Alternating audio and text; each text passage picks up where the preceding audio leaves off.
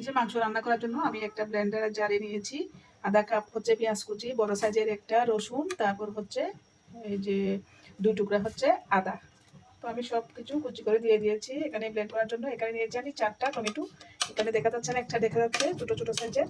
4টা টমেটোও দিয়ে দিয়েছি যাতে গ্রেভিটা একটু মনে হয়। তো এখন দিয়ে দিচ্ছি আমি যে আধা চা চামচের মতো হবে হলুদ গুঁড়া,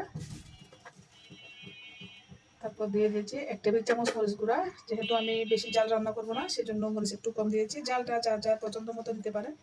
দিয়ে দিচ্ছি 1 টেবিল চামচের মতো হবে, 1.5 টেবিল চামচের মতো হবে এখানে মিক্স মশলা গুঁড়ো। আমি এখানে মিক্স মশলা গুঁড়োটাই দিয়েছি। তারপর দিয়ে দিচ্ছি হচ্ছে পরিমাণ মতো লবণ।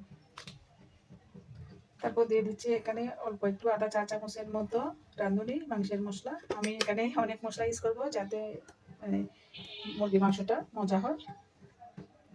তারপর দিয়ে দিচ্ছি অল্প একটু কাবাব মশলা, এই যে আমি রাঁধুনি কাবাব মশলাটা দিচ্ছি। তারপর দিয়ে দিচ্ছি সয়া সস প্রায় 1 টেবিল চামচের মতো হবে।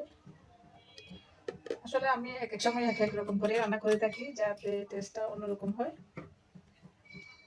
তো আপনাদের যদি আমার রেসিপি ভালো লাগে অবশ্যই লাইক দিবেন, আর সবার সাথে শেয়ার করবেন, আর সাবস্ক্রাইব করে আমার পাশে থাকবেন। যে কোনো সময় আমি এক এক সময় এক এক রকমভাবে রান্না করে থাকি। তো আপনারা এই রেসিপি ফলো করে তৈরি করলে আশা করি আপনাদের ভালো লাগবে।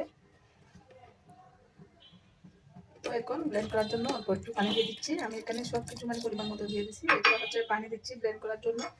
তো অবশ্যই পানি দিয়ে তো ব্লেন্ড করতে হবে। তো এখন আমি ব্লেন্ড করে নিব।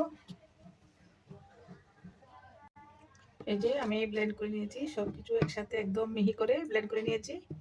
তো এভাবে দিলে গ্রেভিটা অনেক সুন্দর হয়, অনেক ঘন হয়, মাংসের সাথে একটু মাখা মাখা হয়, সেই জন্য আমি এইভাবে দিচ্ছি। তো এখন আমি চলে যাচ্ছি মাংস রান্না করার জন্য।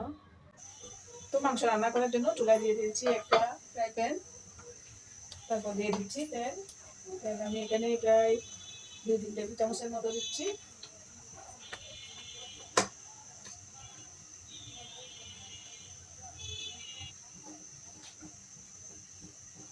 তেল গরম হয়ে আসার পর দিয়ে দিচ্ছি আমি এই যে মশলা বের করে রেখেছিলাম এই মশলাগুলো।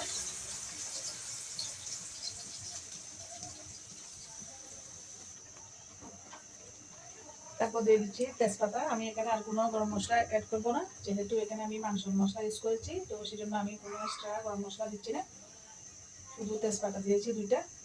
এখন আমি এই মশলাগুলো আলাদাভাবে কষাবো না, এখানে আমি মাংস দিয়ে দিব। এই যে মাংসগুলো আমি আগে আমি মাংস দিয়ে দিচ্ছি। মাংসগুলো আমি আগে কেটে ধুয়ে ভালো করে তারপর হচ্ছে একদম বলক তোলা গরম পানি দিয়ে ধুয়ে নিয়েছি, যাতে মাংসের মধ্যে এক্সট্রা চর্বি ময়লা যা থাকে সব কিছু পরিষ্কার হয়ে যায়। সেজন্য আমি একদম বলক তোলা গরম পানি দিয়ে ধুয়ে নিয়েছি।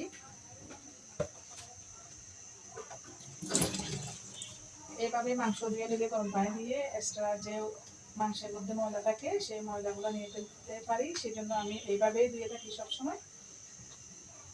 তো এইভাবে আমি যে মশলাগুলো এক্সট্রাভাবে আমি কষাবো না, এই যে মাংস দিয়ে তারপর ভালো করে মিশিয়ে দিচ্ছি।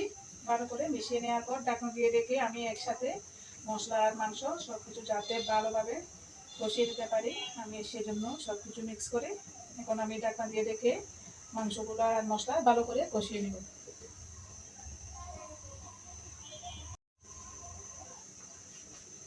এটা আমি ঢাকনা দিয়ে রেখে দিচ্ছি। ঢাকনা দিয়ে রেখে প্রায় 5 মিনিটের মতো কষাবো। প্রথমে আমি চুলার জালটা একটু হাই করে দিব। 1 মিনিট 1.5 মিনিট পর আমি চুলার আঁচটা মিডিয়ামে রেখে এই মাংসগুলো কষিয়ে নিব।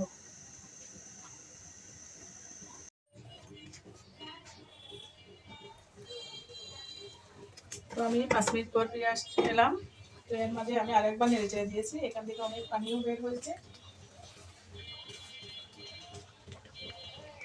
তো আমি এখন আবারও সব কিছু ভালো করে নেড়ে চেড়ে মিশিয়ে নিচ্ছি।